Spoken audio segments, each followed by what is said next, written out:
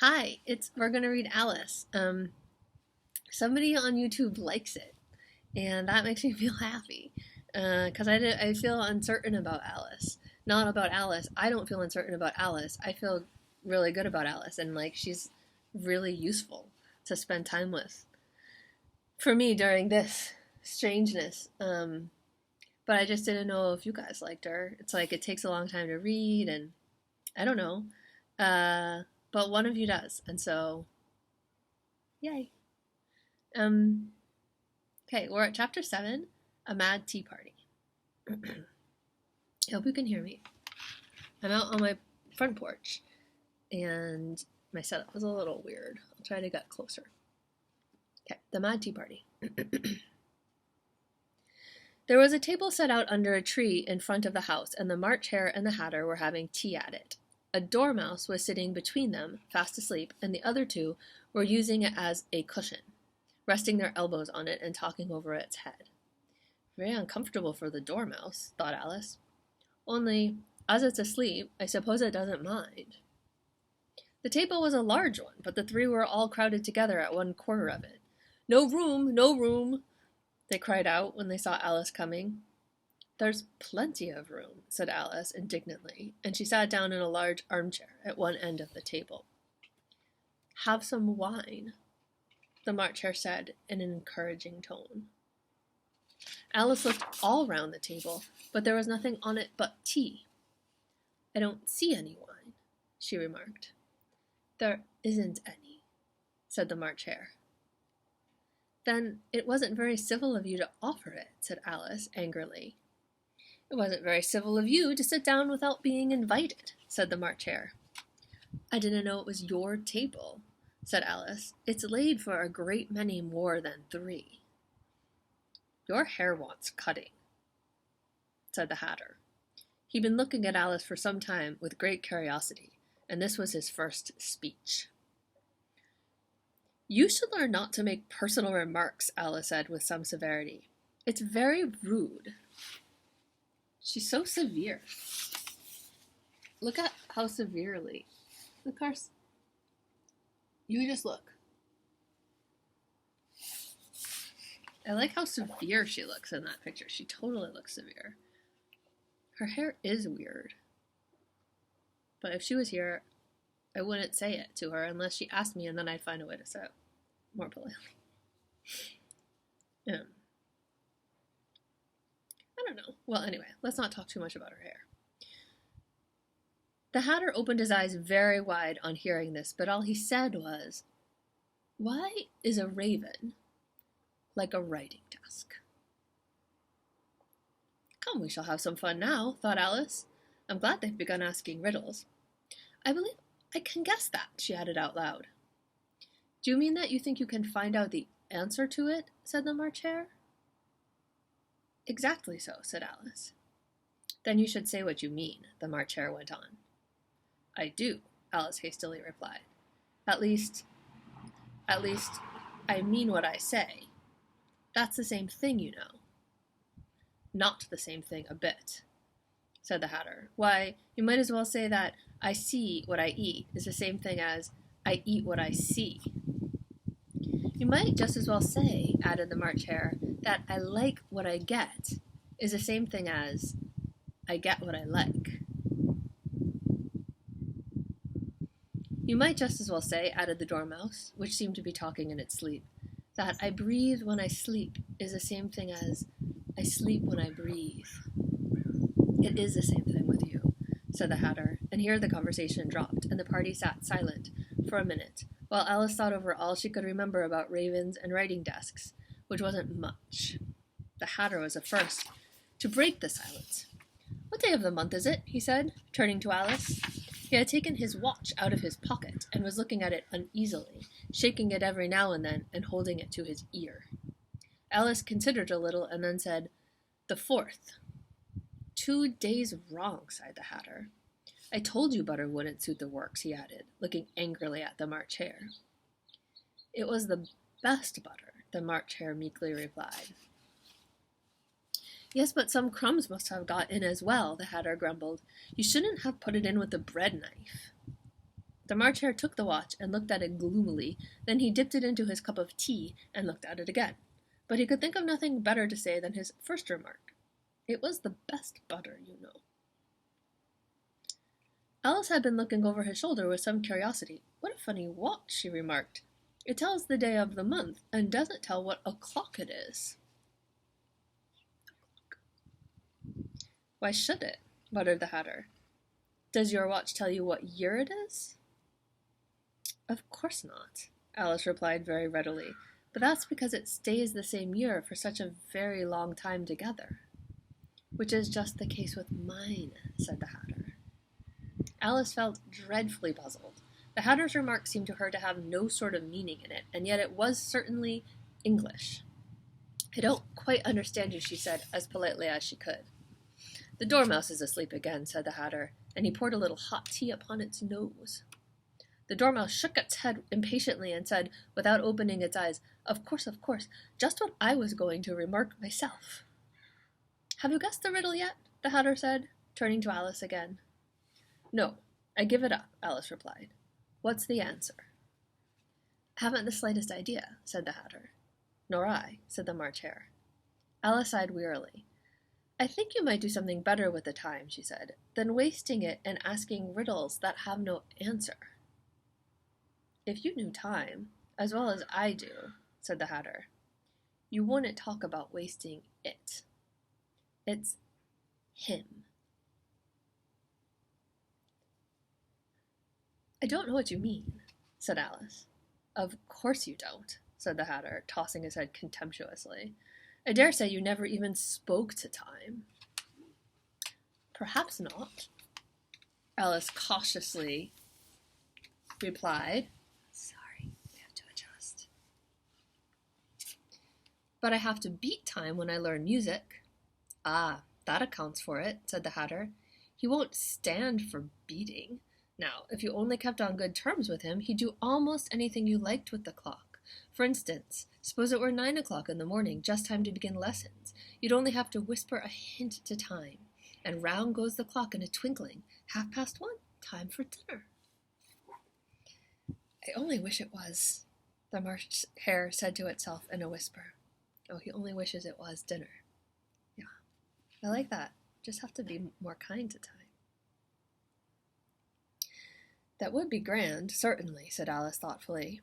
But then I shouldn't be hungry for it, you know. Not at first, perhaps, said the Hatter, but you could keep it to 1:30 as long as you liked. Is that the way you manage? Alice asked. The Hatter shook his head mournfully. Not I, he replied. We quarreled last March, just before he went mad, you know, pointing with his teaspoon to the March Hare. It was at the great concert given by the Queen of Hearts, and I had to sing. Twinkle, twinkle, little bat. How I wonder where you're at. You know the song, perhaps? I've heard something like it, said Alice. It goes on, you know, the Hatter continued, in this way. Up above the world you fly, like a tea tray in the sky. Twinkle, twinkle. Here the Dormouse shook itself and began singing in its sleep, twinkle, twinkle, twinkle, twinkle, and went on so long they had to pinch it to make it stop. Well, it hardly finished the first verse, said the Hatter, when the Queen bawled out, He's murdering the time! Off with his head! How dreadfully savage, exclaimed Alice. And ever since that, the Hatter went on in a mournful tone, he won't do a thing I ask. It's always 6 o'clock. Now. A bright idea came into Alice's head. Is that the reason so many tea things are put out here? She asked. Yes, that's it, said the Hatter with a sigh. It's always tea time, and we've no time to wash the things between whiles. It's always tea time, and we've no time to wash things between whiles. It's kind of how I feel right now. This is a mistake sitting in a swing. I've done it before, but it feels more swingy today. Is this part of what you like? Now that I know someone likes it, I feel self-conscious about what's likable. Where were we? Then you keep moving round, I suppose, said Alice. Exactly so, said the Hatter, as the things get used up. But what happens when you come to the beginning again? Alice ventured to ask.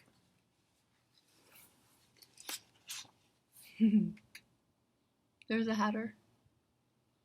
I like the Hatter. I like his face, his teeth, his tiny, tiny little hands. His hair. Looks like he's got a nice head of hair. I guess, and always under hats. Kind of a shame.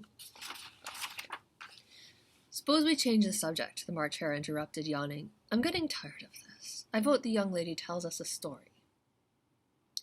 I'm afraid I don't know one, said Alice, rather alarmed at the proposal. Then the Dormouse shall, they both cried. Wake up, Dormouse! And they pinched it on both sides at once. The Dormouse slowly opened his eyes. I wasn't asleep, it said in a hoarse, feeble voice. I heard every word you fellows were saying. Tell us a story, the March Hare said. Yes, please do, pleaded Alice. And be quick about it, added the Hatter, or you'll be asleep again before it's done. Once upon a time, there were 3 sisters, the Dormouse began in a great hurry, and their names were Elise, Lacey, and Tilly, and they lived at the bottom of a well.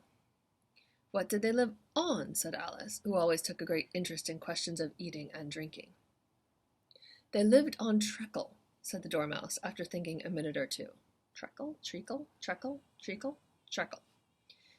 They couldn't have done that, you know, Alice gently remarked. They'd have been ill. So they were, said the Dormouse. Very ill. Alice tried a little to fancy herself with such an extraordinary way of living, to fancy to herself what an extraordinary way of living would be like, but it puzzled her too much, so she went on, But why did they live at the bottom of a well? Take some more tea, the March Hare said to Alice very earnestly.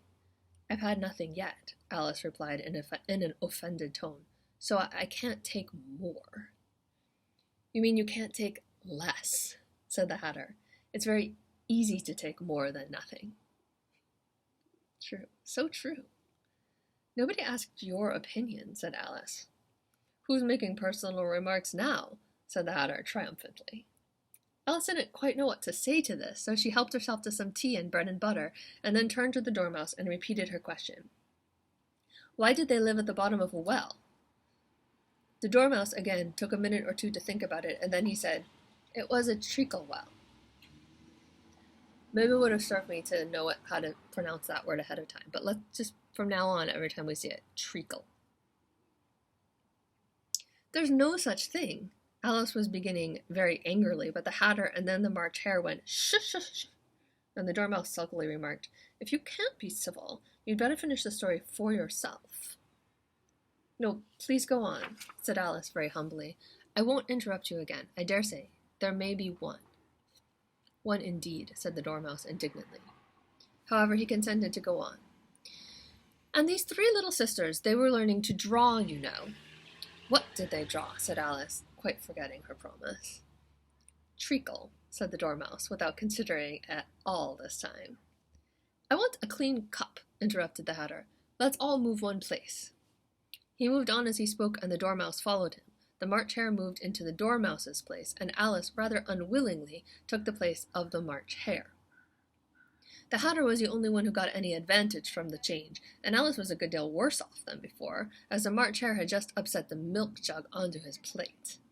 Alice did not wish to offend the Dormouse again, so she began very cautiously, But I don't understand. Where did they draw the treacle from? You can draw water out of a water well, said the Hatter. So I think you could draw a treacle out of a treacle well. Eh, stupid? But they were in the well, Alice said to the Dormouse, not choosing to notice the last remark. Of course they were, said the Dormouse. Well in. This answer so confused poor Alice that she let the Dormouse go on for some time without interrupting it. They were learning to draw, the Dormouse went on, yawning and rubbing its eyes, for it was getting very sleepy. And they drew all manner of things, everything that begins with an M. Why with an M? Said Alice. Why not? Said the March Hare. Alice was silent. The Dormouse had closed its eyes by this time and was going off into a doze, but on being pinched by the Hatter, it woke up again with a little shriek and went on, That begins with an M, such as mouse traps, and the moon, and memory, and muchness. You know you say things are much of a muchness. Did you ever see such a thing as drawing a muchness? Really? Now you ask me, said Alice, very much confused. I don't think. Then you shouldn't talk, said the Hatter. This piece of rudeness was more than Alice could bear. She got up in a great disgust and walked off. The Dormouse fell asleep instantly, and neither of the others took the least notice of her going, though she looked back once or twice, half hoping they would call after her, the last time she saw them. They were trying to put the Dormouse into the teapot. They're friends. People have different kinds of friendships. At any rate, I'll never go there again, said Alice, as she picked her way through the wood. It's the stupidest tea party I ever was at in all my life.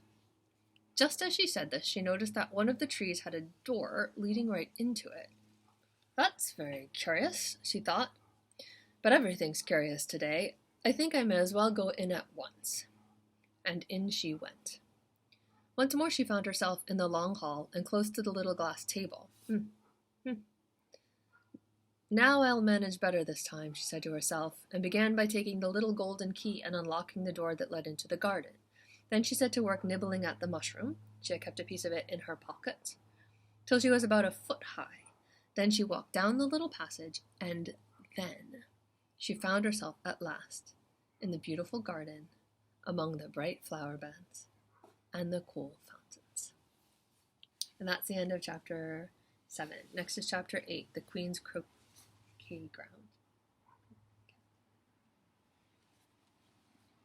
Ground. I would like a diagram of Wonderland, or like a map. Probably that exists. I'll look. Or like a map of it. This is way more fun now that I know you are listening. Okay, Tuesday. We'll read more on Tuesday. Fun. Bye.